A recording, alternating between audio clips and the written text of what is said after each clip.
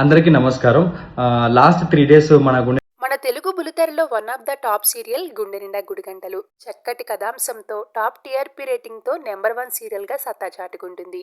ఈ సీరియల్కి ఎంత మంచి ప్రేక్షకాదరణ ఉందో వేరే చెప్పక్కర్లేదు. చిన్న పెద్ద తేడా లేకుండా అందరూ కూడా ఈ సీరియల్ని ఎంతో ఇష్టపడి చూస్తుంటారు.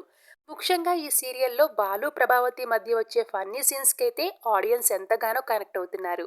అంతేకాకుండా బాలు మీనా మధ్య ఉండే అండర్స్టాండింగ్ బాండింగ్ కూడా సపరేట్ ఫ్యాన్ ఫాలోయింగ్ ఉందనే చెప్పాలి. అయితే ఇంత మంచి ప్రేక్షకాదరణ సంపాదించుకున్న ఈ సీరియల్ గత కొన్ని ఎపిసోడ్స్ నుంచి ప్రేక్షకుల్ని డిసప్పాయింట్ చేస్తుంది. స్టోరీ లైన్ చాలా స్లోగా ఉందంటూ సీరియల్ ప్రోమోస్ కింద ఫ్యాన్స్ కామెంట్స్ పెడుతున్నారు. అయితే ఈరోజు సీరియల్ ప్రోమో కింద ఒక నెటిజన్ పెట్టిన కామెంట్ అయితే అందరినీ ఆశ్చర్యపరుస్తుంది. ఆ కామెంట్ ప్రస్తుతం నెటింట్లో బాగా వైరల్ అవుతుంది.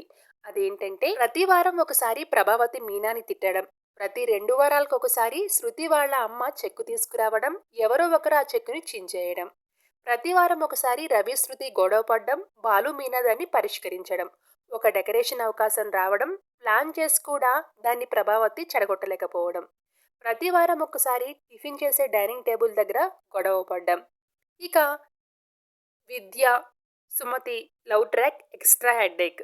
ఇక సీరియల్స్లో అందరి సమస్యలు బాలు మీనా పరిష్కరిస్తారు. ఒక్క రోహిణి విషయం మాత్రం కనుక్కోరు.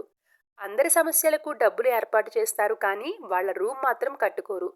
ఇంతకు మించి సీరియల్లో ఏమీ జరగట్లేదు, రోజు రోజుకి చాలా బోరింగ్గా మారుతుంది అంటూ ఒక నెటిజన్ కామెంట్ పెడితే చాలా చక్కగా వివరించారు. ఇదే జరుగుతుంది, నెక్స్ట్ జరిగేది కామాక్షి నగలు పోతాయి, మీనా నెత్తిన పడేస్తారు దొంగతనాన్ని, బాలు దొంగల్ని పట్టిస్తాడు, మీనా ఎంత ఏడిస్తే అంత సీరియల్కి టీఆర్పీ రేటింగ్ అని కామెంట్స్ పెడుతున్నారు.